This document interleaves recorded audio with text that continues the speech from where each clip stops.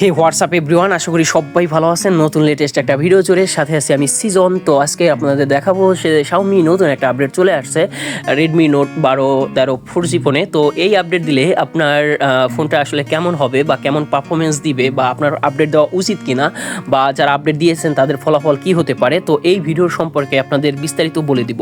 তো যারা নতুন আছেন তারা চ্যানেলটা সাবস্ক্রাইব করে রাখবেন। তো ফার্স্ট অফ অল আমি আপনাদের দেখাবো যে ব্যাটারি ব্যাকআপের কথা। তো যদি আপনার এই আপডেটটা দিয়ে দেন, তো আমি অনেক ইউজ করে দেখছি ভাইয়া, এই আপডেটটা দেওয়ার ফলে মোটামুটিভাবে বলতে গেলে ভাইয়া এই আপডেটটা আপনার ব্যাটারি মোটামুটি আগে যেরকম যাইতো সেরকমই যাবে। তবে আপনার ব্যাটারি যখন চার্জ দিবেন, মানে ফোনটা যখন চার্জ দিবেন তখন হালকা গরম হবে এই আপডেটটা দেওয়ার পরে। ওকে, তখন নেক্সট যখন আপডেট আসবে তখন কিন্তু আপনার এইটা ঠিক হয়ে যাবে। তো এইরকমভাবেই কিন্তু অ্যান্ড্রয়েড সিস্টেমটা পরিচালিত হয়ে থাকে। ওকে,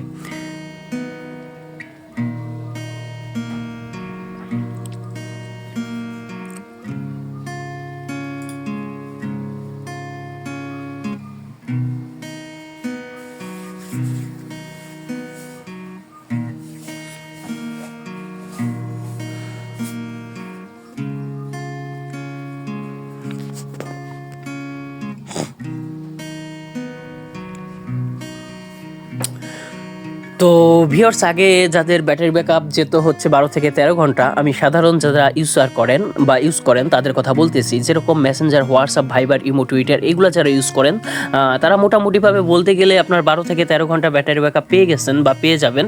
আর এই আপডেটটাও ঠিক সেম বা একটু কম চাইতে পারে। আর ব্যাটারি হিটিং ইস্যু থাকবে, এটা স্বাভাবিক। আর যারা গেমস খেলছেন তারা 6 থেকে 7 ঘন্টা ব্যাটারি ব্যাকআপ পেয়ে যাবেন। আগে যেরকম 5 থেকে 6 ঘন্টা ব্যাটারি ব্যাকআপ পেয়েছেন, তো এরকম একটু বেশি পেয়ে যাবেন। হালকা একটু ইস্যু থাকতে পারে, ব্যাটারি ইস্যু।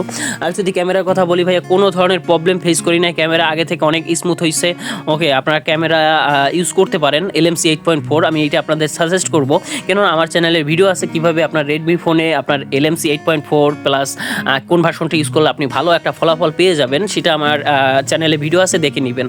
ওকে, তো এক্ষেত্রে আপনি LMC 8.4টা ব্যবহার করতে পারেন। ওকে, আর যদি গেমিংয়ের কথা বলি, যারা গেমস খেলেন যেরকম আপনার হচ্ছে পাবজি বা ফ্রি ফায়ার, তাদের জন্য বলি যে ভাইয়া গেমস খেললে হালকা একটু আগে যেরকম গরম হইতে এখন একটু গরম হবে, তবে আগে থেকে বেটার কোয়ালিটির একটা পারফরমেন্স আপনি পেয়ে যাবেন।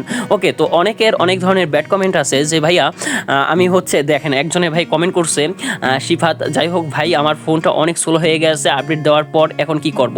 তো আমি ওনাকে এইটাই সাজেশন দিছি যে ভাই আপনি যদি মানে যদি আপনার প্রবলেম যদি হয়ে থাকে বেশি, তাহলে আপনি রোল ব্যাক করতে পারেন কাস্টমার কেয়ারে গিয়ে। ওকে, আর অনেকে লিখছে যে ভাই আমি Redmi Note 11 ইউজ করি, কিন্তু আমার ফোনটা আগে থেকে একটু হ্যাং করে বা স্লো করে, তো এই ক্ষেত্রে আমি কি করতে পারি। তো আমি তাদের জন্য বলবো ভাইয়া আপনারা নতুন একটা আপডেট আসার জন্য ওয়েট করুন। নতুন আপডেট আসলে এটা অটোমেটিক্যালিভাবে ঠিক হয়ে যাবে। ওকে, তো যাই হোক না কেন ভাইয়া, আপনারা আপডেট দিবেন কি দিবেন না, তো আমি তাদের জন্য বলি যে আপডেট দেওয়া আপনার উচিত কিনা। তো দেখেন ভাই, আপনার ফোনে যদি কোনো প্রবলেম না হয় তাহলে আপনি আপডেট দেওয়ার কোনো দরকার নাই। যদি ফোনে প্রবলেম থাকে বা স্লো হয়ে যায় বা হ্যাং করে বা ল্যাগ করে, তো তাহলে আপনি আপডেট দিতে পারেন, যাতে আপডেট দেওয়ার পরে আপনার ফোনটা ফিক্সড হয়ে যায়।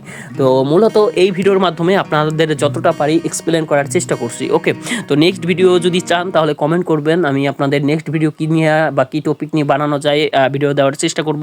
তো আজকে এই পর্যন্তই, ভালো থাকবেন, ধন্যবাদ সবাইকে।